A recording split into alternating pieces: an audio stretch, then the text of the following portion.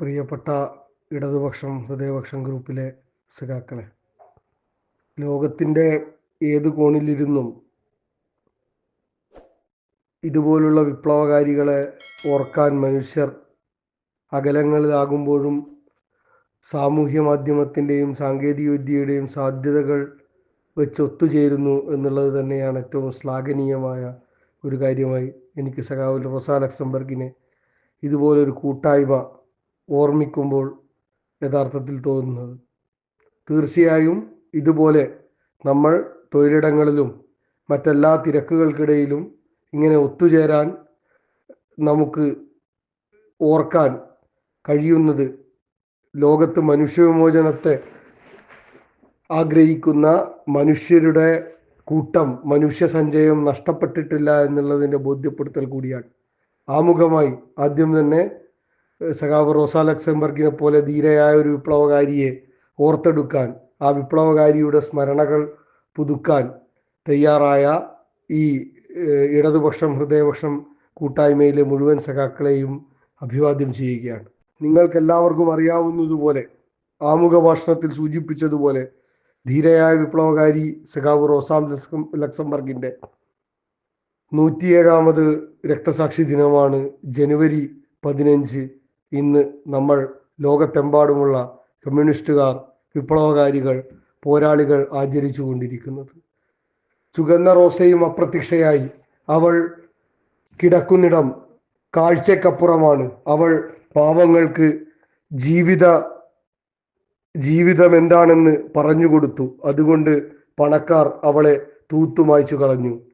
ലോകവിപ്ലവത്തിൻ്റെ പോരാട്ടത്തിൽ മുൻനിരയിൽ നിന്നുകൊണ്ട് ചോര ചിന്തിയ ചുവന്ന റോസയെക്കുറിച്ച് വിശ്വവിഖ്യാതനായ കവി ബെർത്തോൾട്ട് ബ്രെഖ്ത് എഴുതിയത് ഇങ്ങനെയായിരുന്നു. 1919 ജനുവരി മാസം 15 റോസാ ലക്സംബർഗിനെയും സഖാവ് കാൾ ലിനക്സിനെയും ജർമ്മൻ വലതുപക്ഷ ഭരണകൂടം നിയമവിരുദ്ധമായി കൊല ചെയ്തത്. ഏതാണ്ട് ഇന്നേക്ക് 107 വർഷമായി തികയുകയാണ് ഈ ക്രൂരകൃത്യത്തിന്. നമ്മൾ ഓർക്കേണ്ടത്, ലോകത്തൊരുപക്ഷെ റോസാ ലക്സംബർഗിനെ പോലുള്ള മനുഷ്യരുടെ കൊലപാതകങ്ങൾ നടക്കുന്ന കാലഘട്ടത്തെക്കുറിച്ച് കൂടി നാം ചിന്തിക്കേണ്ടതുണ്ട്. ഒരുപക്ഷെ നമ്മൾ നവോത്ഥാന കാലം എന്നെല്ലാം സൂചിപ്പിക്കുന്ന മധ്യകാല യൂറോപ്പിൻ്റെ കാലത്താണ് യഥാർത്ഥത്തിൽ ഇത്തരത്തിലുള്ള ഒരു ക്രൂരകൃത്യം ചെയ്യുന്നത്.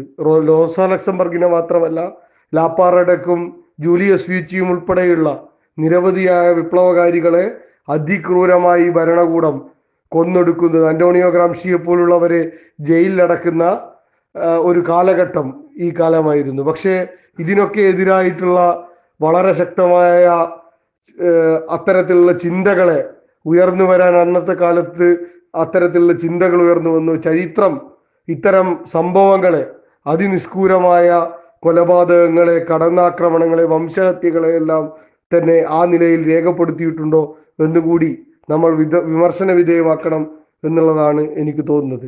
ആ നിലയിൽ സഖാവ് റോസയെ പോലെയുള്ള ഒരു ധീര വിപ്ലവകാരിയെ നമ്മൾ ഈ കാലത്ത് ഓർത്തെടുക്കുകയാണ് എന്നുള്ളത് ഈ സ്മരണയ്ക്ക് ഏറെ രാഷ്ട്രീയ പ്രാധാന്യം പകരുന്നതാണ് എന്നുള്ളത് പറഞ്ഞു വെക്കാൻ വേണ്ടി ആഗ്രഹിക്കും. സഖാവ് റോസയെ കുറിച്ച് പറയുമ്പോൾ ആശയ സംവാദ തലങ്ങളിലാകെ മാർക്സിസ്റ്റ് ദർശനത്തിനും അതിൻ്റെ ചുവട് പിടിച്ചുകൊണ്ട് ലോകത്ത് ആകമാനം ലോക ഫെമിനിസത്തെ കുറിച്ചുള്ള അരാജക പ്രവണതകളിൽ നിന്നും ലോക ഫെമിനിസത്തെ മോചിപ്പിച്ചുകൊണ്ട് കമ്മ്യൂണിസ്റ്റ് ദാർശനിക ആശയധാരയ്ക്ക് എത്തിക്കുന്നതിൽ റോസ വഹിച്ചിട്ടുള്ള പങ്ക് വളരെ വലുതാണ് എന്ന് നമുക്ക് കാണാൻ വേണ്ടി സാധിക്കും. അതായത് 1800കളുടെ അവസാനത്തിലും 1900ൻ്റെ തുടക്കങ്ങളിലും ലോകത്തുണ്ടായിരുന്ന സ്ത്രീ വിമോചന മുന്നേറ്റങ്ങളുടെ സ്വഭാവം എന്ന് പറയുന്നത് നിങ്ങൾക്കറിയാം. അത് ഒരു ഉത്തരാധുനികമായ സ്ത്രീ വിമോചനം അമേരിക്കയിലും അതുപോലെ തന്നെ ചില യൂറോപ്യൻ രാജ്യങ്ങളിലും എല്ലാം ആരംഭിച്ചിട്ടുള്ള സ്ത്രീ വിമോചന പ്രസ്ഥാനങ്ങൾ, പ്രധാനമായും സിമോണ ബൂവറുടെ നേതൃത്വത്തിലൊക്കെ ആരംഭിച്ചിട്ടുള്ള മൂവ്മെൻറ്റുകളുണ്ട്. ഈ മൂവ്മെൻറ്റുകളൊന്നും പക്ഷേ സ്ത്രീകളെ സംബന്ധിക്കുന്ന അടിസ്ഥാന വിമോചനത്തെക്കുറിച്ച് യഥാർത്ഥത്തിൽ സംസാരിക്കാതിരിക്കുകയും ഇത്തരത്തിൽ ഉപരിപ്ലവമായ പല കാര്യങ്ങൾ, ശരീരം, ലൈംഗികത ഉൾപ്പെടെയുള്ള വിഷയങ്ങളെക്കുറിച്ച് സംസാരിക്കുകയും അടിസ്ഥാന പ്രശ്നങ്ങൾ അതാണ് എന്ന് ബോധ്യപ്പെടുത്തുകയും ചെയ്യുന്ന ഉത്തരാധുനികമായ ചിന്തകളെ സ്ത്രീ വിമോചനത്തോട് ചേർത്ത് വെച്ചിരുന്ന ഒരു കാലത്താണ് യഥാർത്ഥത്തിൽ റോസ ലക്സംബർഗിന്റെ ഉൾപ്പെടെയുള്ള വലിയ സംഭാവന നമ്മൾക്ക് ഈ മേഖലയിൽ ദാർശനികമായ സംഭാവന ഉണ്ടായിട്ടുള്ളത്. റോസ ലക്സംബർഗ് യഥാർത്ഥത്തിൽ സ്ത്രീ വിമോചനത്തെ തൊഴിലാളി വർഗ മോചനവുമായി കണ്ണിചേർക്കുന്ന സൈദ്ധാന്തിക അടിത്തറ ഉണ്ടാക്കുന്നതിൽ ഏറ്റവും പ്രധാനമായ ഒരു മാർക്സിസ്റ്റ് ചിന്തക കൂടിയാണ് എന്ന് അവരുടെ ദർശനത്തെ കുറിച്ച് ഗൗരവതരമായി ആലോചിക്കുന്ന സമയത്ത് നമുക്ക് മനസ്സിലാവുന്നതാണ്. ഗൗരവകരമായ സംഭാവനകൾ ഇത്തരത്തിലേക്ക് ആ സന്ദർഭങ്ങളിൽ സഖാവ് റോസയുടെ നേതൃത്വത്തിൽ ഉൾപ്പെടെ, റോസയുടെ മാത്രമല്ല, ആ സംവാദങ്ങൾ ഉയർത്തിക്കൊണ്ടുവരുന്നതിൽ പങ്കുവഹിച്ചിട്ടുള്ള നിരവധി സഖാക്കൾ, യഥാർത്ഥത്തിൽ ഫെഡറിക് ആംഗൽസ് ഉൾപ്പെടെ, ആംഗൽസിന്റെ സ്വകാര്യ സ്വത്ത് ഭരണകൂടം എന്ന് പറയുന്ന പുസ്തകം, അത് ഏറ്റവും പ്രധാനപ്പെട്ട ഒരേടായി ഈ മേഖലയിൽ അക്കാലത്ത് ഉണ്ടായിട്ടുള്ള ഒരു മാറ്റമാണ് എന്ന് നമുക്ക് കാണാൻ വേണ്ടി സാധിക്കും. പക്ഷേ നമ്മൾ ഇന്ന് കേരളത്തിൽ ഇടതുപക്ഷ ജനാധിപത്യ മുന്നണി ഗവൺമെന്റിന്റെ പ്രവർത്തനങ്ങളിൽ ഏറ്റവും ശ്ലാഘനീയമായി നാം കണ്ടുകൊണ്ടിരിക്കുന്ന ഒരു വസ്തുത, യഥാർത്ഥത്തിൽ നമ്മുടെ വീട്ടിലിരിക്കുന്ന വീട്ടമ്മമാരായ സ്ത്രീകൾ, അവർ ഒരുപാട് കാലമായി വീട്ടിലെ എല്ലാ ജോലികളും ചെയ്യുകയും ആ ജോലികൾ ചെയ്തുകൊണ്ടിരിക്കെ തന്നെ ആ ജോലിക്ക് വേതനം ലഭിക്കാതിരിക്കുകയും അംഗീകാരം ലഭിക്കാതിരിക്കുകയും ചെയ്യുന്ന നിലയിലേക്കുള്ള ഒരു സാമൂഹ്യ വ്യവസ്ഥയിൽ, ഒരുപക്ഷെ അത് നമ്മുടെ സാമൂഹ്യ വ്യവസ്ഥയുടെ ഒരു പ്രശ്നം കൂടിയാകാം. ഐജാസ് അഹമ്മദ് ഒക്കെ സൂചിപ്പിക്കുന്നത് പോലെ ഒരു ക്രൂരമായ സാമൂഹ്യ വ്യവസ്ഥയെ, ഇന്ത്യൻ വ്യവസ്ഥയെ, ഇന്ത്യയിലെ ജാതീയതയെ, അത് ഉൽപ്പാദിപ്പിക്കുന്ന ഫ്യൂഡൽ മൂല്യബോധങ്ങളെ, അത് ഉൽപ്പാദിപ്പിക്കുന്ന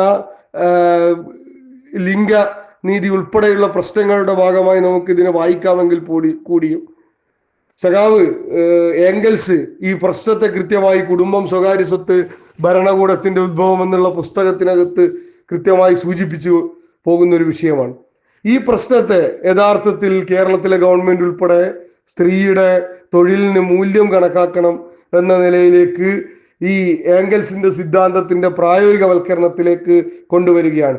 ഏംഗൽസ് ഉൾപ്പെടെ ഒരുപക്ഷെ റോസയുടെ ഈ സൈദ്ധാന്തിക ചിന്തയെ അടിസ്ഥാനമാക്കിയാണ് അത്തരത്തിൽ ഈ ഗ്രന്ഥങ്ങളെല്ലാം പുറത്തു വന്നിട്ടുള്ളത്. അതിനുശേഷം റോസ ലക്സംബർഗിനൊപ്പം തന്നെ, ഏംഗൽസിനൊപ്പം തന്നെ ക്ലാര സെറ്റ്കിൻ ഉൾപ്പെടെയുള്ള ആളുകൾ, അതോടൊപ്പം തന്നെ അലക്സാണ്ട്ര കുലന്തോയ് ഉൾപ്പെടെയുള്ള വിപ്ലവകാരികൾ ഇത്തരത്തിൽ സ്ത്രീ വിമോചന ചിന്തയെ മാർക്സിസവുമായി കൂട്ടിയിണക്കുന്നതിൽ ഏറ്റവും പ്രധാനമായ പങ്ക് വഹിച്ചു എന്നുള്ളത് നമുക്ക് ആ കാലഘട്ടത്തിൽ കാണാൻ വേണ്ടി സാധിക്കും.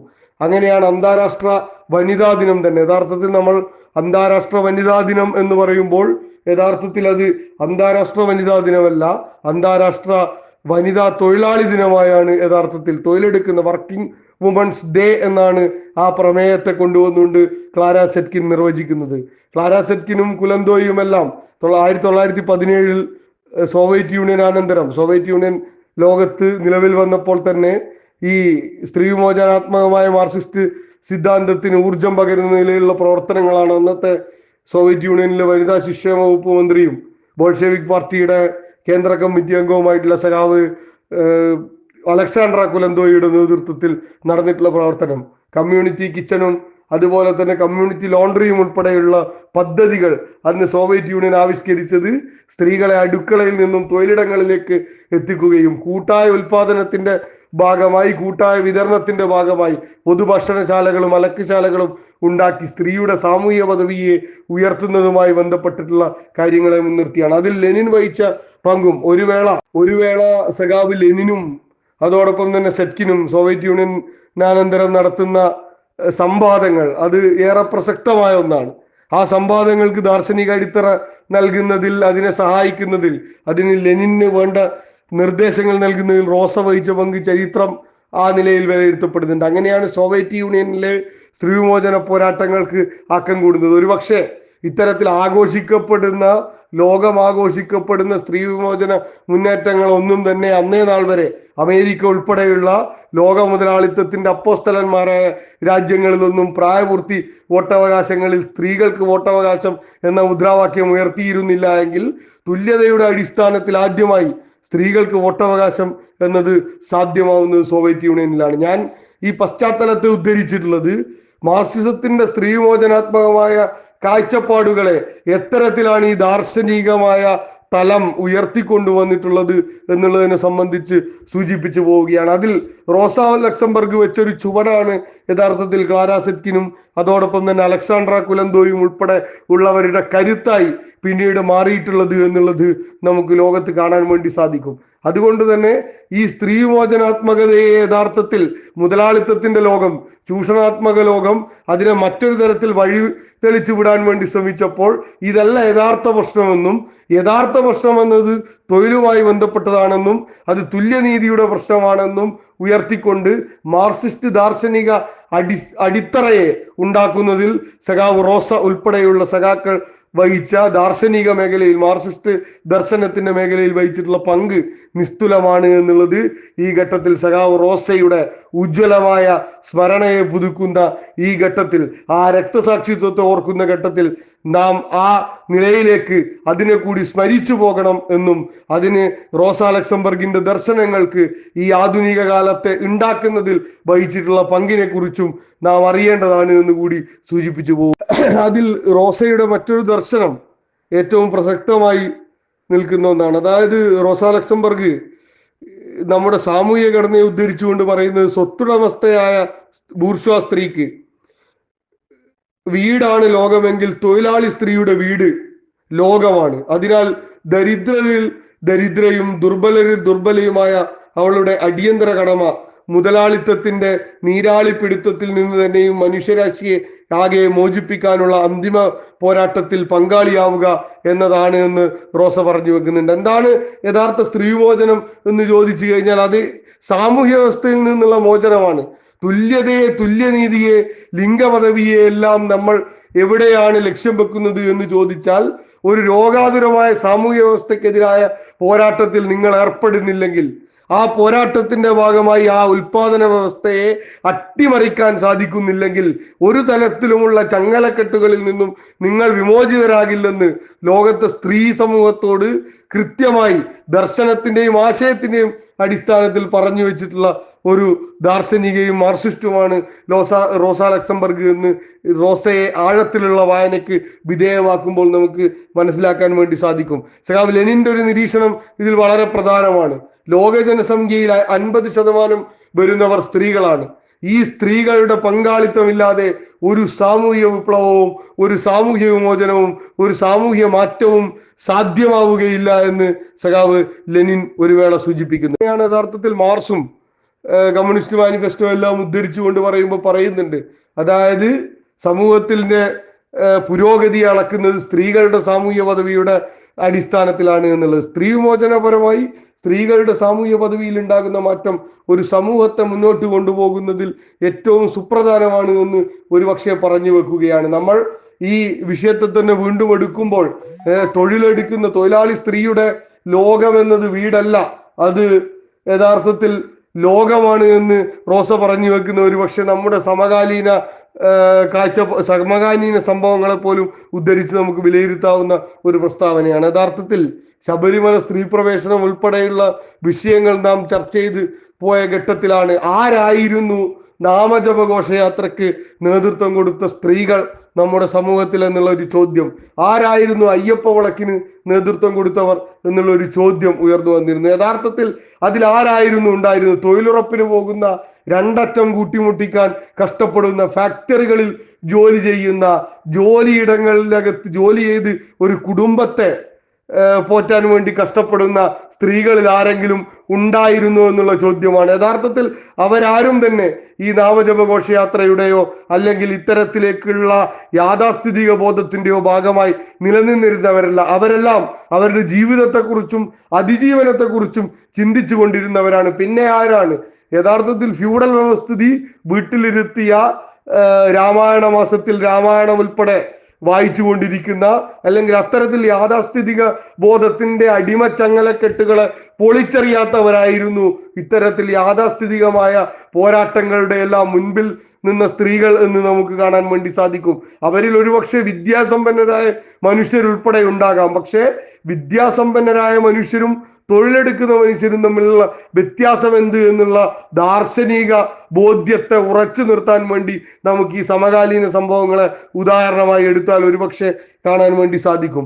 അത്തരത്തിൽ നമ്മുടെ സമകാലീന ലോകത്ത് പോലും വലിയ ദാർശനിക അടിത്തറ നൽകിയിട്ടുള്ള ഒരു ധീരയായ വിപ്ലവകാരിയാണ് റോസ എന്ന് നമുക്ക് അവരുടെ ജീവിതത്തെ പഠിക്കുമ്പോൾ, അവരുടെ ദർശനത്തെ പഠിക്കുമ്പോൾ തീർച്ചയായും കാണാൻ വേണ്ടി. യുദ്ധോത്സുകമായ ഒരു സാമ്രാജ്യത്വത്തിന്റെയും സാംസ്കാരിക അധിനിവേശത്തിന്റെയും കാലത്താണ് നമ്മൾ ജീവിക്കുന്നത്. ആ കാലത്ത് റോസ ലക്സംബർഗിനെ പോലുള്ള ഒരു വിപ്ലവകാരി ഏറെ പ്രസക്തമാകുന്നു എന്ന് നമുക്ക് കാണാൻ വേണ്ടി സാധിക്കും. നമ്മൾ ജീവിക്കുന്ന സമകാലീന ലോകം നിങ്ങൾക്കറിയാം, അമേരിക്കയുടെ തമ്മാടിത്തത്തിന് വിധേയമായി കൊണ്ടിരിക്കുന്ന ഒരു ലോകത്താണ് നമ്മൾ ജീവിച്ചിരിക്കുന്നത്.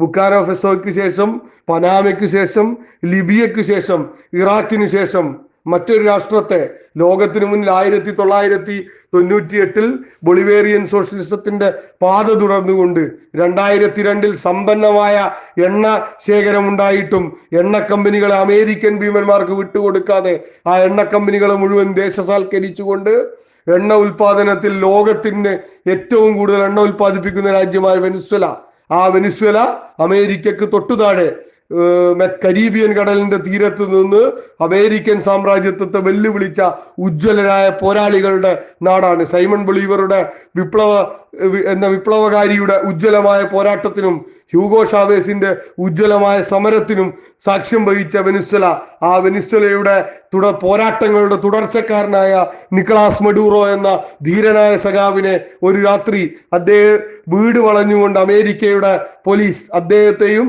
അദ്ദേഹത്തിന്റെ ഭാര്യ ജീവിത പങ്കാളിയായ സീലിയ ഫ്ലോറൻസിനെയും പിടിച്ചു കൊണ്ടുപോയി ലോകത്തിനു മുന്നിൽ തമ്മാടികളാണ് തങ്ങൾ എന്ന് വീണ്ടും വിളിച്ചു പറഞ്ഞുകൊണ്ടിരിക്കുന്ന ഒരു കാലത്താണ് നാം ജീവിക്കുന്നത്. എന്തുകൊണ്ട് വെനിസ്വേല എന്നത് ഏറെ പ്രസക്തമാണ്?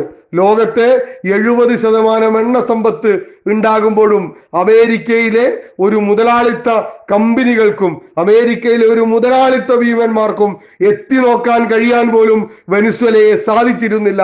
അമേരിക്കൻ സാമ്രാജ്യത്വത്തെ അവരുടെ മൂക്കിനു താഴെ നിന്നുകൊണ്ട് എതിർത്ത് നിലപാട് സ്വീകരിച്ച് മൂന്നാം ലോക രാഷ്ട്രങ്ങളെ ഉൾപ്പെടെ എണ്ണ സമ്പത്ത് കൊണ്ട് സഹായിച്ചു കൊണ്ടിരുന്ന എണ്ണ കമ്പനികളെ മുഴുവൻ ദേശസാൽക്കരിക്കപ്പെട്ട ഒരു സോഷ്യലിസ്റ്റ് രാജ്യം, ആ സോഷ്യലിസ്റ്റ് രാജ്യത്തെ തകർക്കാനുള്ള എല്ലാ ശ്രമങ്ങളും അമേരിക്ക സാമ്രാജ്യത്വത്തെ ഉപയോഗിച്ച് അവരുടെ പാവ ഗവൺമെന്റുകളെ ഉപയോഗിച്ച് നടത്തിയിരുന്നു.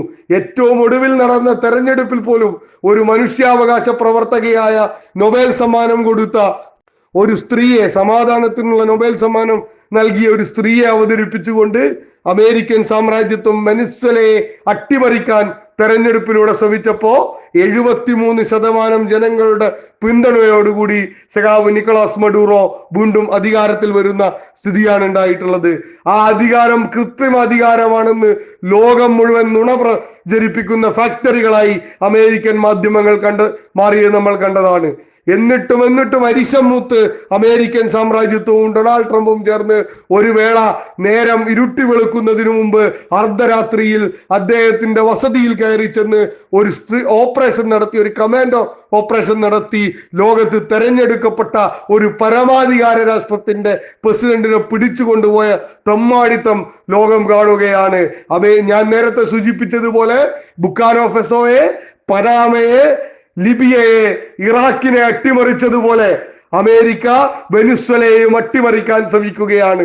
പക്ഷേ ആ വെനിസ്വേലക്കകത്ത് അട്ടിമറി അത്ര പെട്ടെന്ന് സാധിക്കില്ല എന്ന് അമേരിക്കൻ സാമ്രാജ്യത്വം യഥാർത്ഥത്തിൽ അമേരിക്ക തങ്ങൾ വെനിസ്വേലയുടെ അധികാരം പിടിച്ചെടുത്തിരിക്കുന്നു എന്ന് ലോകത്തിന് മുന്നിൽ മേനി നടിച്ച് ഇരിക്കുന്ന വേളയിൽ തന്നെയാണ് മഡൂറോയ്ക്ക് വേണ്ടി ലോകം മുഴുവൻ, ഇന്ന് ലോകത്തെ മുഴുവൻ മനുഷ്യരും അമേരിക്കൻ സാമ്രാജ്യത്വത്തെ എതിർക്കുന്ന ലോകത്തിന്റെ ഏത് കോണിലും ഇരിക്കുന്ന മുഴുവൻ മനുഷ്യരും പ്രതിഷേധവുമായി ഇറങ്ങിയത്. പക്ഷേ ഡൊണാൾഡ് ട്രംപ് വിചാരിച്ചതുപോലെ അത്ര എളുപ്പമായിരുന്നില്ല. ജനങ്ങളുടെ വലിയ പിന്തുണ ആ മഡൂറോയുടെ ഗവൺമെന്റിന് അനുകൂലമായി ഉണ്ടായിരുന്നു. അതുകൊണ്ട് തന്നെ കരാക്കസിനകത്ത് വലിയ പ്രതിഷേധത്തെ ഏറ്റുവാങ്ങേണ്ടി വന്ന സ്ഥിതിയാണ് ഉണ്ടായിട്ടുള്ളത്. ഇവിടെ അമേരിക്ക പറയുന്ന ന്യായം എന്താണ്? അമേരിക്ക പറയുന്ന ന്യായം എന്ന് പറയുന്നത് ഈ രാജ്യം എന്ന് പറയുന്നത് വലിയ തോതിൽ മയക്കുമരുന്ന് അമേരിക്കയിലേക്ക് കയറ്റി അയക്കുന്നു എന്നുള്ളതാണ്. ലാറ്റിൻ അമേരിക്കൻ രാജ്യങ്ങളുടെ ഒരു ചരിത്രം പരിശോധിക്കുമ്പോൾ നമുക്ക് മനസ്സിലാക്കാൻ കഴിയുന്ന ചില വസ്തുതകളുണ്ട്. എപ്പോഴായിരുന്നു ലാറ്റിൻ അമേരിക്കക്കകത്ത് മയക്കുമരുന്ന് വ്യാപാരം വളരെ സജീവമായി ഉണ്ടായിരുന്ന കാലം? ഈ മയക്കുമരുന്ന് വ്യാപാരത്തെ ലോബികളെ ആരായിരുന്നു പ്രോത്സാഹിപ്പിച്ചിരുന്നത്?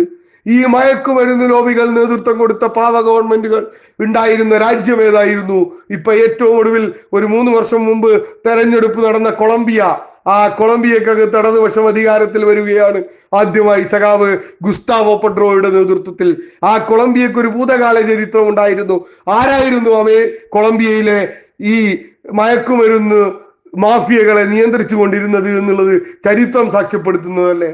ഇവിടെ മയക്കുമരുന്ന് മാഫിയകളെയും അതുപോലെ തന്നെ അമേരിക്കയുടെ വ്യാജക്കൊപ്പുകളെയും ഉപയോഗിച്ചല്ലേ ബൊളീവിയ എന്ന രാജ്യത്തിലെ ഇടതുപക്ഷത്തെ ഭരണത്തെ അട്ടിമറിക്കാൻ വേണ്ടി അവർ ശ്രമിച്ചിട്ടുള്ളത്. അവിടെ ഇടതുപക്ഷ ഭരണത്തെ അനുകൂലിച്ച ഒരു ജസ്റ്യൂട്ട് വൈദികനെ ഉൾപ്പെടെ കൊലപ്പെടുത്തുന്ന സ്ഥിതി ഉണ്ടായില്ലേ? അവിടുത്തെ പ്രസിഡന്റ് ആയിട്ടുള്ള ഇവാൻ മൊറാലസിനെ നാട് കടത്തുന്ന സ്ഥിതി ഉണ്ടായില്ലേ? എന്നിട്ട് തിരഞ്ഞെടുപ്പ് നടന്നപ്പോൾ ബൊളീവിയയിലെ ജനങ്ങൾ എങ്ങനെയാണ് ജനവിധി എഴുതിയത് എന്ന് ലോകം കണ്ടതാണ്. ഇവാൻ മൊറാലസിന്റെ പിന്തുടർച്ചക്കാരനായി മറ്റൊരു ഇടതുപക്ഷ നേതാവിനെ അധികാരത്തിലേറ്റുന്ന കാഴ്ച ഈ കാലത്ത് നാം കാണുകയുണ്ടായി ബൊളീവിയയിൽ. ഈ അമേരിക്കൻ തമ്മാടിത്തത്തിനെതിരായ വലിയ ചെറുത്തുനിൽപ്പുകൾ ലോകത്തെമ്പാടും നടന്നുകൊണ്ടിരിക്കുകയാണ്. ഡൊണാൾഡ് ട്രംപ് എന്ന തമ്മാടി ഒരുപക്ഷെ അമേരിക്കയുടെ ചരിത്രത്തിൽ ഐസൻഹോവർ മുതൽ റിച്ചാർഡ് നിക്സൺ മുതലുള്ള കാലത്തെടുത്താൽ ജോർജ് ഡബ്ല്യു ബുഷിന്റെയും അതോടൊപ്പം തന്നെ ജോ ബൈഡൻ വരെയുള്ള ഭരണാധികാരികളുടെ കാലമെടുത്താൽ, പ്രിയപ്പെട്ടവരെ, 1990കളുടെ കാലത്ത് അമേരിക്കൻ ഭരണം കൈയാളിയിരുന്ന റൊണാൾഡ് റീഗൻ ആയിരുന്നു ഏറ്റവും വലിയ തമ്മാടിയായ ഭരണകർത്താവ് എന്ന് നമ്മൾ കരുതിയിരുന്നു. പക്ഷേ ചരിത്രത്തിൽ നിന്നും വർത്തമാനത്തിലേക്ക് നടന്നു കയറുമ്പോൾ റീഗനേക്കാൾ വലിയ തമ്മാടിയാണ് താൻ എന്ന് ഡൊണാൾഡ് ട്രംപ് സാക്ഷ്യപ്പെടുത്തുകയാണ്. ഡൊണാൾഡ് ട്രംപിനെതിരായി അമേരിക്കൻ സാംസ്കാരിക ലോകത്ത് പോലും വലിയ പ്രതിഷേധങ്ങൾ നമ്മൾ കാണുകയാണ്.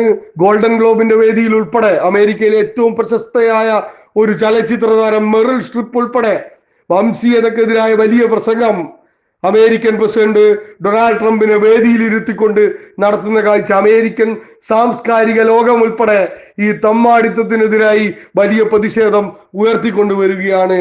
ഈ കാലത്താണ് ചൈനയും റഷ്യയും അതോടൊപ്പം തന്നെ ഉത്തര കൊറിയയും ഉൾപ്പെടെയുള്ള ലോകത്തെ അമേരിക്കൻ വിരുദ്ധ രാഷ്ട്രങ്ങളുടെ വലിയ ഒരു ഐക്യം ലോകത്ത് ഉണ്ടായിക്കൊണ്ടിരിക്കുന്നത്. തീർച്ചയായും ഞാൻ നേരത്തെ സൂചിപ്പിച്ചതുപോലെ 1986 തോമസ് സങ്കരയുടെ നേതൃത്വത്തിൽ ഉണ്ടായിരുന്ന കമ്മ്യൂണിസ്റ്റ് ഗവൺമെന്റിനെ ബുക്കാനോ ഫെസോയിൽ അട്ടിമറിക്കാൻ അമേരിക്ക നടത്തിയ ശ്രമങ്ങൾ ഒരുപക്ഷെ ആശാവഹമായി ഈ കാലത്തുൾപ്പെടെ നാം കാണുന്നത് അതേ ബുക്കാനോ ഫെസോയ്ക്കകത്ത് തോമസ് സങ്കരയുടെ പിന്മുറക്കാരനായി ഒരുപക്ഷെ ഒരു കാലത്ത് ആഫ്രിക്കൻ ചെഗുവേര എന്ന് വിശേഷിപ്പിച്ചിരുന്ന തോമസ് സങ്കരയുടെ പിന്മുറക്കാരനായി കമ്മ്യൂണിസ്റ്റുകാരനായ ഇബ്രാഹിം ടോറെ, ആ ഇബ്രാഹിം ടോറയുടെ നേതൃത്വത്തിലുള്ള ഭരണകൂടം ബൊക്കാനോ ഫെസോയിൽ ഉൾപ്പെടെ അധികാരത്തിൽ വന്നത് കാലത്തിന്റെ കാവ്യനീതിയായി കാണുകയാണ്. ലോകത്ത് ഇത്തരത്തിൽ സോഷ്യലിസ്റ്റ് ആശയങ്ങൾക്ക് വലിയ പ്രത്യാശകളും പ്രതീക്ഷകളും സൃഷ്ടിക്കപ്പെടുന്ന ഒരു കാലത്ത് നാം ജീവിച്ചു കൊണ്ടിരിക്കുകയാണ്.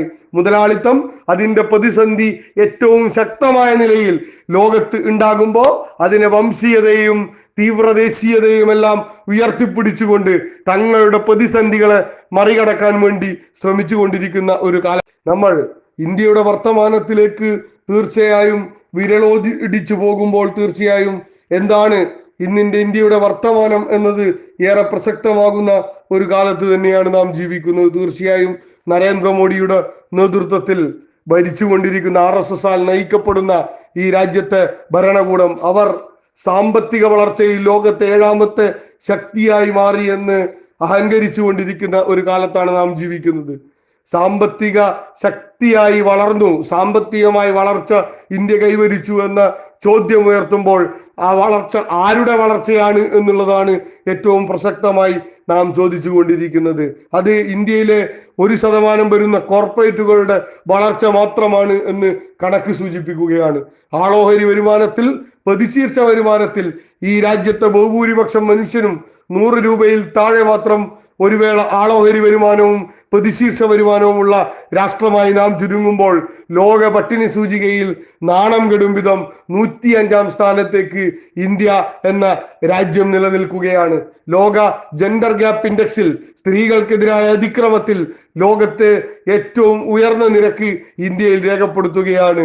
ഇത്തരം ഹെട്രോസിറ്റികളിലെല്ലാം ലോകത്തെ ഞെട്ടിക്കുന്ന രീതിയിലേക്ക് ഒരു വികസ്വര ജനാധിപത്യ രാഷ്ട്രമേ അല്ലെന്ന് തോന്നിക്കും വിധം കണക്കുകൾ സൂചിപ്പിക്കുന്ന ഒരു രാഷ്ട്ര സങ്കല്പത്തിലാണ് നാം ജീവിച്ചു കൊണ്ടിരിക്കുന്നത്.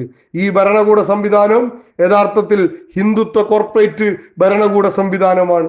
ആ ഭരണകൂട സംവിധാനത്തിനകത്ത് ഒരേ സമയം മുതലാളിത്തത്തിന്റെയും വർഗീയതയുടെയും നീരാളിപ്പിടുത്തത്തിനകത്ത് ഞെരിഞ്ഞ വരുന്ന ജീവിതങ്ങളായി ഈ നാട്ടിലെ സാധാരണ മനുഷ്യൻ മാറിക്കൊണ്ടിരിക്കും. ഏറ്റവും ഒടുവിൽ പ്രിയപ്പെട്ടവരെ, 2004 UPA ഗവൺമെന്റ് അധികാരത്തിൽ വരുമ്പോ ആ ഇടതുപക്ഷത്തിന്റെ കൂടി പിന്തുണയോടുകൂടി നടപ്പിലാക്കപ്പെട്ട ദേശീയ ഗ്രാമീണ തൊഴിലുറപ്പ് പദ്ധതി 2004 ഒരു ശരാശരി ഇന്ത്യൻ പൗരന്റെ പ്രതിശീർഷ വരുമാനം എന്നത് 20 രൂപയിൽ താഴെയായിരുന്നു. അവിടെ നിന്നും ഇന്ത്യയിലെ ഗ്രാമീണ ജനതയ്ക്ക്, ഇന്ത്യയിലെ സാധാരണക്കാരായ മനുഷ്യർക്ക് ഒരു ദിനം 100 രൂപയെങ്കിലും ലഭിക്കണം എന്ന ആശയത്തോടു കൂടി 100 രൂപയ്ക്ക് 100 തൊഴിൽ ദിനം എന്ന ആശയത്തെ ഉയർത്തിപ്പിടിച്ചുകൊണ്ട് മഹാത്മാഗാന്ധി ദേശീയ ഗ്രാമീണ തൊഴിലുറപ്പ് പദ്ധതി ഇടതുപക്ഷത്തിന്റെ കൂടി പൊതു മിനിമം പരിപാടിയുടെ ഭാഗമായി ഇന്ത്യ രാജ്യത്ത് നടപ്പിലാക്കപ്പെട്ടു. ഇന്നത് 336 രൂപയിൽ എത്തി നിൽക്കുന്നുണ്ടെങ്കിൽ പോലും ആ തൊഴിലുറപ്പ് പദ്ധതിയെ അട്ടിമറിക്കാനുള്ള വലിയ ശ്രമം ഈ രാജ്യത്ത് നടത്തിക്കൊണ്ടിരിക്കുകയാണ്. ഒരു വശത്ത് ഇന്ത്യ രാജ്യത്തെ കോർപ്പറേറ്റുകളുടെ ആസ്തി വർദ്ധിക്കുമ്പോൾ ഇന്ത്യയിലെ ഏറ്റവും നിസ്വരായ മനുഷ്യർ ആശ്രയിച്ചു കൊണ്ടിരിക്കുന്ന ഇതുപോലുള്ള പദ്ധതികളെ ഇല്ലാതാക്കുന്ന ഈ ഭരണകൂടം ആരുടെ താല്പര്യമാണ് സംരക്ഷിക്കുന്നത് എന്നത് ഏറ്റവും പ്രസക്തമാണ്. ഇതൊരു ചങ്ങാത്ത മുതലാളിത്ത ഭരണകൂടമായി ഈ രാജ്യത്തെ ഭരണകൂടം മാറിക്കൊണ്ടിരിക്കുന്നു. ഈ രാജ്യത്തെ ഭരണകൂടത്തെ നിയന്ത്രിക്കുന്ന കോർപ്പറേറ്റുകളും അവർക്ക് ദാസ്യവേല ചെയ്യുന്ന ഈ രാജ്യത്തെ RSSും BJPയും ഉൾപ്പെടെയുള്ള സംവിധാനങ്ങളും എല്ലാം കൂടിച്ചേർന്ന ഒരു ക്രോണി ക്യാപിറ്റലിസ്റ്റ് ചങ്ങാത്ത മുതലാളിത്ത ഭരണകൂടം രാജ്യത്ത് വലിയ നിലയിലേക്ക് പോവുകയാണ്. ചെറുപ്പക്കാർക്കിടയിലുള്ള തൊഴിലില്ലായ്മ ഉൾപ്പെടെയുള്ള പ്രശ്നങ്ങൾ വർദ്ധിച്ചു വരുന്നു. രാജ്യത്ത് വർഗീയ കലാപങ്ങൾ, അസമത്വങ്ങൾ, ഇതെല്ലാം ബുൾഡോസർ രാജ് ഇതെല്ലാം ഈ രാജ്യത്ത് നടപ്പിലാക്കിക്കൊണ്ടിരിക്കുകയാണ്. ഈ നിലയിലേക്ക് രാജ്യത്തെ ജീവിതം അത്യന്തം ദുസ്സഹമാകുന്നു. നാം ഈ വേള ഇത് ചർച്ച ചെയ്യുന്ന സമയത്ത് നമ്മുടെ കേരളത്തിൽ ഉൾപ്പെടെയുള്ള ഒരു കേന്ദ്ര സർവകലാശാലയ്ക്കകത്ത് സർവകലാശാലയുടെ എല്ലാ മാനദണ്ഡങ്ങളെയും കാറ്റിൽ, ആ സർവകലാശാലയ്ക്കകത്ത് പൂജ ഉൾപ്പെടെ ചെയ്യുന്ന ഒരു കാര്യം ഈ നാട്ടിൽ നടക്കുകയാണ്. ധർമ്മസ്ഥലയിൽ ഉൾപ്പെടെയുള്ള പ്രദേശങ്ങളിൽ ഞെട്ടിക്കുന്ന സംഭവ വികാസങ്ങളാണ് ഉത്തരേന്ത്യയിലെമ്പാടും നടന്നുകൊണ്ടിരിക്കുന്നത്. ഈ നിലയിൽ ഹിന്ദുത്വ ആശയത്തെ, ജനങ്ങളെ വിഭജിക്കുന്ന ആശയങ്ങൾ ഈ രാജ്യത്ത് നടപ്പിലാക്കിക്കൊണ്ട് വർഗപരമായി അണിനിരക്കേണ്ട ഈ രാജ്യത്തെ ബഹുഭൂരിപക്ഷം മനുഷ്യരെയും നീ ഹിന്ദുവാണെന്നും മുസൽമാനാണെന്നും ക്രിസ്ത്യാനിയാണെന്നും ഓരോ വേളയും ഓർമ്മിപ്പിച്ചുകൊണ്ട് ഓരോ തട്ടുകളിലാക്കി തീർത്ത് വർഗീയതയെ ആളിക്കത്തിക്കാൻ വേണ്ടിയുള്ള വലിയ ശ്രമങ്ങൾ ഈ രാജ്യത്തെ ഭരണകൂടം നടത്തിക്കൊണ്ടിരിക്കുകയാണ്. അതിനെതിരായ അതിശക്തമായ പോരാട്ടങ്ങൾ ഈ രാജ്യത്തിന്റെ വിവിധ ഭാഗങ്ങൾക്കകത്ത് നമ്മൾ നടത്തുന്നു. ഇടതുപക്ഷം നേതൃത്വം കൊടുക്കുന്നു. ഇന്നുൾപ്പെടെ ഈ കേരളത്തിനകത്തെ എല്ലാ ജില്ലാ കേന്ദ്രങ്ങളിലും തൊഴിലുറപ്പ് തൊഴിലാളികളുടെ അത്യുജ്വലമായ പോരാട്ടം നടന്നുകൊണ്ടിരിക്കുകയാണ്. ഇനി വരും വേളയും എല്ലാ വാർഡുകൾക്കകത്തും പഞ്ചായത്തിലുമെല്ലാം തൊഴിലുറപ്പ് തൊഴിലാളികൾ ചേർന്നുകൊണ്ട് ഈ പദ്ധതിയെ, ഞങ്ങളുടെ കഞ്ഞിയിൽ പാറ്റയിടുന്ന നിസ്വരായ മനുഷ്യരുടെ കഞ്ഞിയിൽ പാറ്റയിടുന്ന ഈ പദ്ധതി അട്ടിമറിക്കാനുള്ള കേന്ദ്ര ഗവൺമെന്റിന്റെ നീക്കത്തിനെതിരായ വലിയ ശ്രമങ്ങൾ, വലിയ ചെറുത്തുനിൽപ്പുകൾക്ക് നേതൃത്വം കൊടുക്കാൻ വേണ്ടി പോകും. അതുപോലെ പ്രസക്തമായ കാര്യമാണ് ഈ രാജ്യത്ത് നടപ്പിലാക്കിക്കൊണ്ടിരിക്കുന്ന ലേബർ കോഡ്. നമ്മുടെ തൊഴിലാളികൾ ഇന്നേ നാൾ വരെ നേടിയെടുത്തിട്ടുള്ള മുഴുവൻ അവകാശങ്ങളെയും റദ്ദു ചെയ്യുന്ന നിലയിലുള്ള ഒരു ലേബർ കോഡ് ഈ രാജ്യത്ത് നടപ്പിലാക്കാൻ വേണ്ടി പോവുകയാണ്. അതിനെതിരായി ഫെബ്രുവരി മാസത്തിൽ വലിയ ദേശീയ പണിമുടക്കിനുൾപ്പെടെ ഈ രാജ്യത്തെ തൊഴിലാളി സംഘടനകൾ, ട്രേഡ് യൂണിയൻ സംഘടനകൾ നേതൃത്വം കൊടുക്കാൻ വേണ്ടി പോകുന്ന ആവേശോജ്വലമായ പോരാട്ടത്തിന്റെ ഭീതികളിലേക്കാണ് വരും നാളുകളിൽ നാം കടന്നുകൊണ്ടിരിക്കുന്നത്.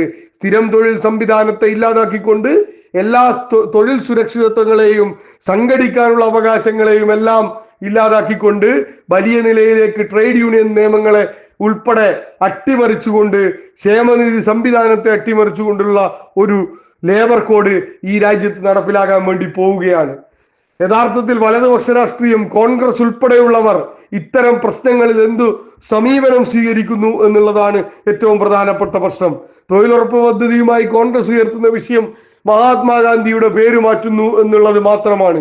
അടിസ്ഥാനപരമായി ഈ പദ്ധതിയെ അട്ടിമറിക്കുന്നതിൽ കോൺഗ്രസിന്റെ അഭിപ്രായം എന്താണ് എന്നുള്ളത് ഏറ്റവും പ്രസക്തമാണ്. ഈ ലേബർ കോഡ് ഉൾപ്പെടെയുള്ള വിഷയങ്ങൾക്കകത്ത് എന്തു നിലപാടാണ് ഈ രാജ്യത്തെ പാർലമെന്റിൽ ഉൾപ്പെടെ പ്രധാന പ്രതിപക്ഷം എന്ന് പറയുന്ന കോൺഗ്രസ് സ്വീകരിക്കുന്നത് എന്നുള്ളത് ഏറ്റവും പ്രസക്തമാണ്. ഇന്ന് കാണുന്ന ഈ പ്രതിസന്ധിയിലേക്ക് ഇന്ത്യയെ കൊണ്ടെത്തിക്കുന്നതിൽ കോൺഗ്രസ് വഹിച്ച പങ്ക് നിങ്ങൾക്കറിയാം. കാലത്തിന്റെ കാവ്യനീതി എന്നോണമാണ് ആണവ കരാർ നമ്മളെ ഓർമ്മപ്പെടുത്തുന്നത്. ഇന്ന് വെനസ്വേലയിൽ നടന്നിട്ടുള്ള ആക്രമണം ഉൾപ്പെടെ ഇത്തരത്തിൽ സ്വതന്ത്ര പരമാധികാര രാഷ്ട്രങ്ങൾക്ക് മുകളിലേക്ക് എങ്ങനെയാണ് ലോക പോലീസ് ചമഞ്ഞുകൊണ്ട് അമേരിക്ക ഇടപെടുന്നത് എന്നുള്ള ഉത്തമ ഉദാഹരണമാണ്. അവിടെ ഇടതുപക്ഷം എടുത്ത ആണവ കരാറിൽ ഉൾപ്പെടെ ഇന്ത്യ അമേരിക്കൻ സാമ്രാജ്യത്വത്തിന്റെ ദാസ്യപ്പണി എടുക്കുന്നവരായി മാറരുത് എന്ന് നമ്മൾ അന്ന് പറഞ്ഞ നിലപാടുൾപ്പെടെ കാലം ശരിവെക്കുന്ന നിലയിലേക്ക് ഇടതുപക്ഷം ശരിയായിരുന്നു എന്ന് അടയാളപ്പെടുത്തപ്പെട്ട് മുന്നോട്ട് പോവുകയാണ് എന്നുള്ളത് നാം ഓർക്കുക.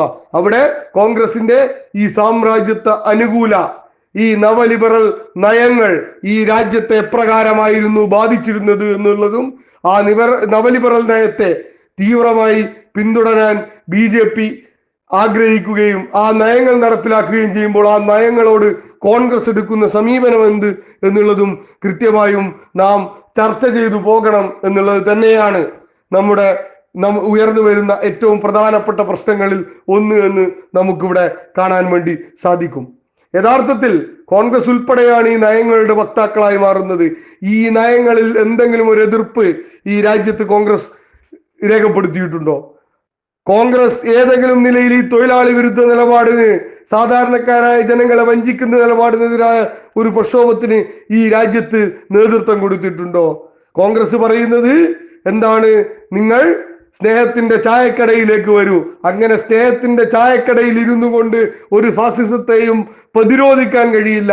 ഫാസിസത്തെ പ്രതിരോധിക്കാൻ നിങ്ങൾ പോരാട്ടങ്ങൾ ഉയർത്തിക്കൊണ്ടുവരിക. ഈ നാട്ടിലെ ഏറ്റവും നിസ്വരായ മനുഷ്യരെ സംഘടിപ്പിച്ചുകൊണ്ട് തൊഴിലാളി വർഗത്തിന് കരുത്തു പകർന്നുകൊണ്ട് അവരുടെ പോരാട്ടങ്ങളിലൂടെ മാത്രമേ ഈ ഫാസിസത്തെ ഇല്ലാതാക്കാനും അതിനെ ദുർബലപ്പെടുത്താനും സാധിക്കുകയുള്ളൂ എന്നുള്ളത് കാലം സാക്ഷ്യപ്പെടുത്തിക്കൊണ്ടിരിക്കുകയാണ് എന്നുള്ളത് നമ്മുടെ അനുഭവ പരിസരങ്ങളിൽ നിന്നും നാം മനസ്സിലാക്കുന്ന യാഥാർത്ഥ്യമായി മാറുകയാണ്.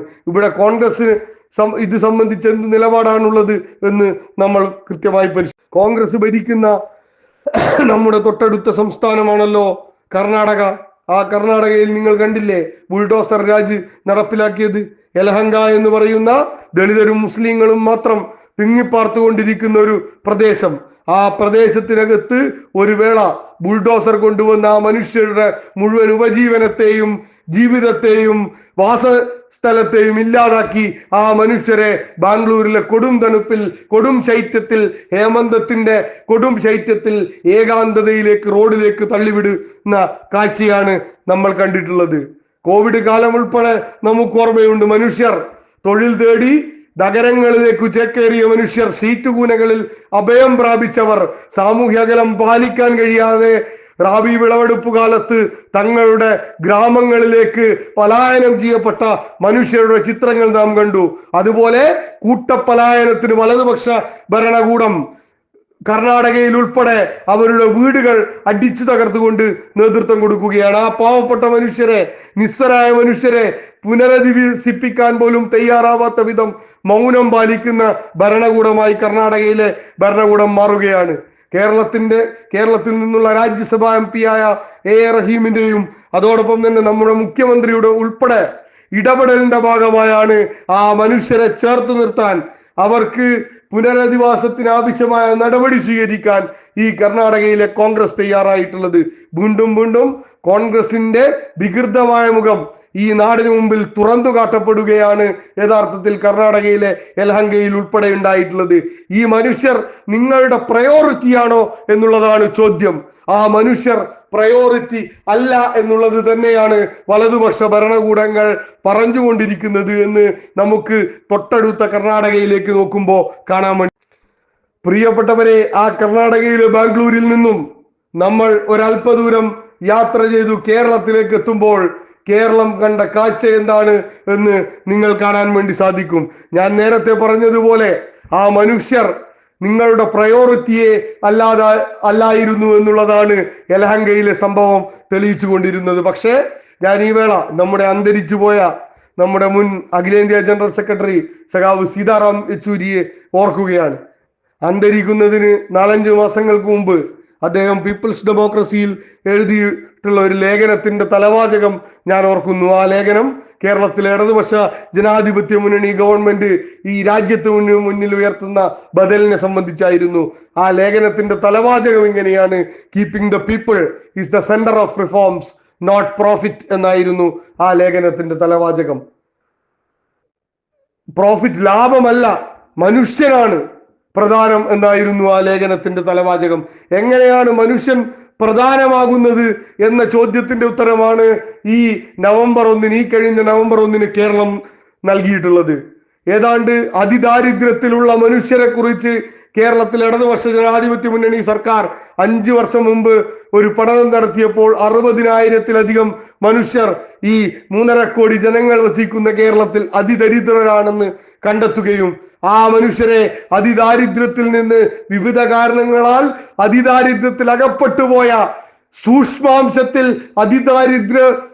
അതിദരിദ്രനായി മാറിയ മനുഷ്യരെ പോലും അതിദാരിദ്ര്യത്തിൽ നിന്ന് മോചിപ്പിച്ചുകൊണ്ട് അവരെ മെച്ചപ്പെട്ട ജീവിതത്തിലേക്ക് കൊണ്ടുവരാൻ സാധിച്ച ഒരു കാലഘട്ടമാണ്. എന്തുകൊണ്ട് എന്ന ചോദ്യത്തിന്റെ ഉത്തരം ആ മനുഷ്യർ ഈ സർക്കാരിന്റെ ഈ രാഷ്ട്രീയത്തിന്റെ പ്രയോറിറ്റിയാണ് എന്നതാണ് ലോകത്തിന് മുന്നിൽ നാം പറഞ്ഞു വെച്ചിട്ടുള്ളത്.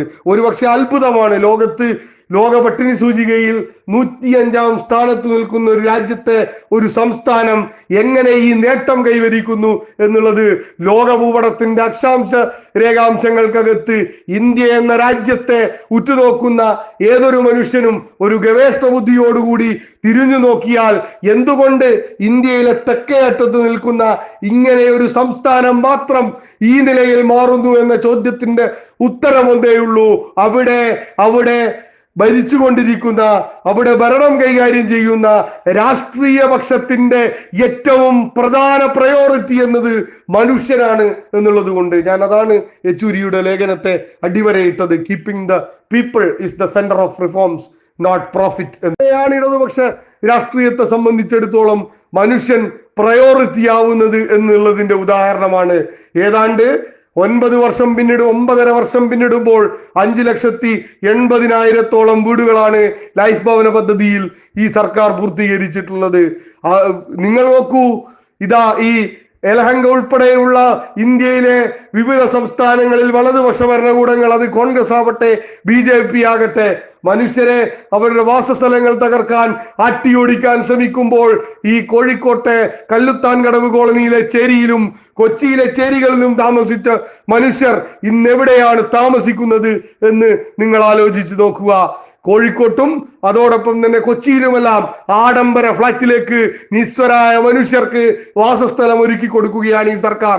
കോഴിക്കോട് നഗരത്തിലും കൊച്ചി നഗരത്തിലും ഇന്നൊരു ഫ്ളാറ്റ് വാങ്ങാൻ 5 കോടി രൂപയെങ്കിലും അഡ്വാൻസ് കൊടുക്കണം. ഒരുപക്ഷെ 2 അറ്റം കൂട്ടിമുട്ടിക്കാൻ ദൈനംദിനം കഷ്ടപ്പെടുന്ന ഈ നാട്ടിലെ ഏറ്റവും അരികുവൽക്കരിക്കപ്പെട്ട മനുഷ്യരെ സംബന്ധിച്ചിടത്തോളം ഒരു ഫ്ളാറ്റിൽ താമസിക്കുക എന്നത് ആ മനുഷ്യന് കേവലമായ സ്വപ്നമായി മാത്രമായിരിക്കാം. ആ സ്വപ്നത്തെ യാഥാർത്ഥ്യമാക്കാൻ ഈ ഗവൺമെന്റിന് കഴിയുകയാണ്. എന്തുകൊണ്ട് എന്ന ചോദ്യത്തിന്റെ ഉത്തരം ഇവിടെ ജനങ്ങൾ പ്രയോറിറ്റി ആകുന്നത് കൊണ്ട് എന്നാണ്. 68 ലക്ഷം മനുഷ്യരിലേക്ക് സാമൂഹ്യ സുരക്ഷാ പെൻഷൻ ഈ കേരളത്തിനകത്ത് എത്തുകയാണ്. തങ്ങളുടെ വാർദ്ധക്യകാലത്തിൽ ഒരു നാടിനെ നിർമ്മിക്കാൻ തങ്ങളുടെ ജീവിതകാലം മുഴുവൻ ഉഴിഞ്ഞുവെച്ച സാധാരണക്കാരായ മനുഷ്യർ അവരുടെ ജീവിതത്തിലേക്ക് കൈത്താങ്ങായ പെൻഷൻ 2000 രൂപയാക്കി മാറ്റുകയാണ്. 80-ൽ 45 രൂപ നായനാർ കൊടുത്തുകൊണ്ടിരുന്ന പെൻഷൻ ഇന്നിതാ 2026-ലെത്തുമ്പോ 2000 രൂപയായി വർദ്ധിച്ചു വീടുകളിലേക്ക് എത്തുകയാണ്. ഞാൻ നേരത്തെ സൂചിപ്പിച്ചതുപോലെ സഖാവ് ഏംഗൽസിനെ ഉൾപ്പെടെ ഓർമ്മപ്പെടുത്തിക്കൊണ്ട് ആ സിദ്ധാന്തത്തെ ഉൾപ്പെടെ ഉദ്ധരിച്ചുകൊണ്ട് ഞാൻ പറഞ്ഞതുപോലെ ഇതാ വീട്ടിൽ നമ്മുടെ വീടകങ്ങൾക്കകത്ത് നടുവൊടിഞ്ഞും അതോടൊപ്പം തന്നെ നമ്മുടെ ഒരു തലമുറയെ വളർത്താൻ വേണ്ടി തൻ്റെ ജീവിതകാലം മുഴുവൻ അധ്വാനത്തിന്റെ ഭാരം പേറിയ നമ്മുടെ വീട്ടമ്മമാരായ സ്ത്രീകൾക്ക് ആശ്വാസ പദ്ധതിയുമായി ഈ സർക്കാർ മുന്നോട്ട് വരികയാണ്. ഈ നിലയിൽ വലിയ മുന്നേറ്റം കേരളം മാതൃകാപരമായി തുടരുമ്പോൾ ഞാൻ നേരത്തെ പറഞ്ഞതുപോലെ നമുക്ക് അർഹമായ കേന്ദ്രവീതങ്ങളെല്ലാം വെട്ടിച്ചുരുക്കിക്കൊണ്ട് ഈ സംസ്ഥാനത്തെ ഫെഡറലിസത്തെ, ഭരണഘടനയുടെ ഭാഗമായ കോപ്പറേറ്റീവ് ഫെഡറലിസത്തെ ആകെ തകർത്തുകൊണ്ട് വിശിഷ്യ ഈ ഗവൺമെന്റിനെതിരായി, ഈ രാജ്യത്തെ ഗവൺമെന്റിനെതിരായി നിലകൊള്ളുന്ന ഒരു രാഷ്ട്രീയ പ്രസ്ഥാനം നേതൃത്വം കൊടുക്കുന്ന ഒരു ഗവൺമെന്റ് എന്നുള്ള നിലയിൽ കേരളത്തിലെ ഗവൺമെന്റിനെതിരായി ഒരു യുദ്ധപ്രഖ്യാപനം നടത്തുന്ന നിലയാണ് യഥാർത്ഥത്തിൽ ഇവിടെ കേന്ദ്ര ഗവൺമെന്റ് സ്വീകരിച്ചു കൊണ്ടിരിക്കുന്നത്. ക്യൂബക്കെതിരായ അമേരിക്കൻ ഉപരോധത്തെ ഒരു വേള ഫിഡൽ കാസ്ട്രോ ഇങ്ങനെ അടയാളപ്പെടുത്തുന്നുണ്ട്.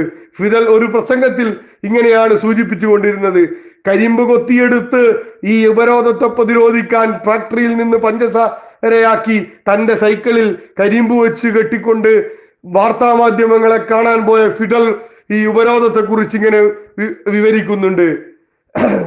It is merely not a crisis, financial crisis, it's a war on Cuba എന്നാണ് ഫിദൽ കാസ്ട്രോ അന്ന് സൂചിപ്പിച്ചിട്ടുണ്ടായിരുന്നു. ഇത് കേവലമായ ഒരു സാമ്പത്തിക പ്രതിസന്ധിയോ സാമ്പത്തിക ഉപരോധവുമായി നിങ്ങൾ ഈ പ്രശ്നത്തെ കാണേണ്ടതില്ല. ഇത് ക്യൂബ ഉയർത്തിപ്പിടിക്കുന്ന മാനവികതയുടെ, മനുഷ്യ സ്നേഹത്തിന്റെ രാഷ്ട്രീയത്തിനെതിരായി അവർ നടത്തുന്ന ഉപരോധമാണ് എന്ന്. സമാനമായ നിലയിലാണ് കേരളത്തിനെതിരായുള്ള വലിയ ഉപരോധം. കേരളം ഇന്ന് വരെ കാണാത്ത നിലയിൽ മുണ്ടക്കൈയിൽ, ചൂരൽമലയിൽ വലിയ ദുരന്തം ഈ കേരളത്തിനകത്ത് ഉണ്ടായില്ലേ? എന്തായിരുന്നു കേന്ദ്ര സർക്കാരിന്റെ നിലപാട്? 1 രൂപ നൽകാൻ വേണ്ടി തയ്യാറായോ? പക്ഷേ അങ്ങനെ ഒരു പണം പോലും നൽകാതെ തോറ്റുപോകും കേരളമെന്ന് കരുതിയെടുത്തു നിന്ന് ലോകത്ത് ഈ പ്രത്യയശാസ്ത്ര കരുത്തിന്റെ ഇച്ഛാശക്തി കൊണ്ട് മുന്നോട്ട് പോയ കേരളത്തെ നാം കണ്ടു. ഇവിടെ നിങ്ങൾ നോക്കൂ, ഈ കേരളം ആ ഇച്ഛാശക്തിയിൽ മുന്നോട്ട് പോയില്ല. കേരളത്തിന്റെ ചെറുപ്പം, DYFI ഉൾപ്പെടെയുള്ള സംഘടന 20 വീട് വെച്ച് നൽകുമെന്ന് പറഞ്ഞ് 100 വീടുകൾ വെച്ച് കൊടുത്ത അനുഭവം ഈ കേരളത്തിന് ഉണ്ടായില്ല. നമ്മൾ കൂട്ടായി നിന്ന്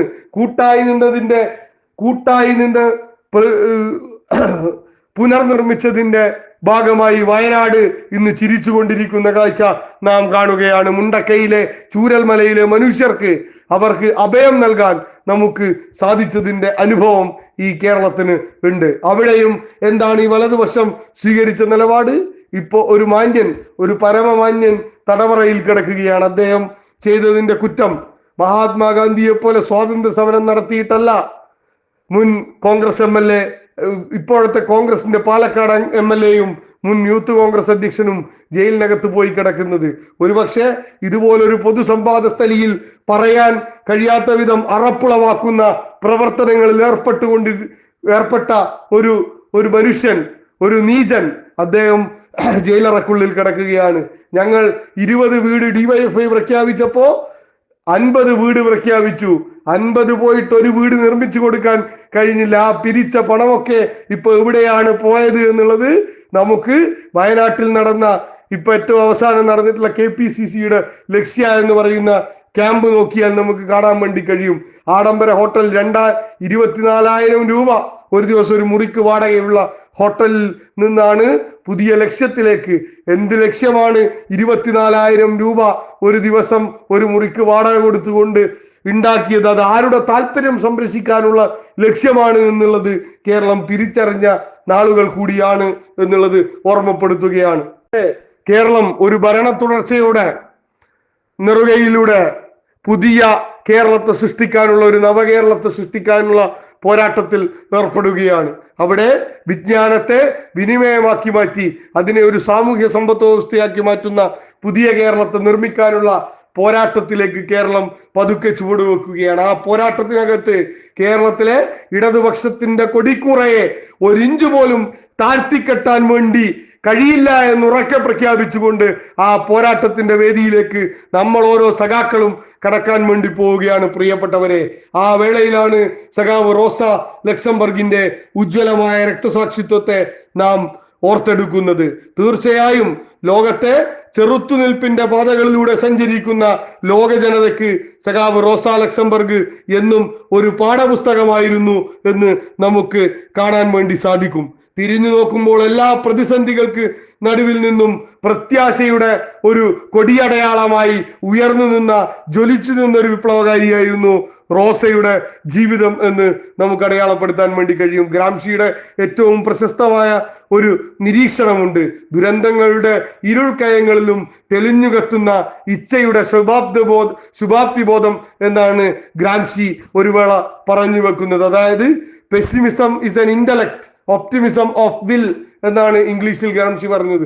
അതിനെ മലയാളത്തിലേക്ക് തർജ്ജമ ചെയ്യുമ്പോഴാണ് ദുരന്തങ്ങളുടെ ഇരുൾക്കയങ്ങളിലും തെളിഞ്ഞു കത്തുന്ന ഇച്ഛയുടെ ശുഭാപ്തി ബോധം എന്ന് നാം വായിച്ചെടുക്കുന്നത്. യഥാർത്ഥത്തിൽ അതുപോലെ ഒരു ശുഭാപ്തി ബോധമായിരുന്നു റോസയുടെ ജീവിതം എന്ന് നമ്മൾ കാണാം.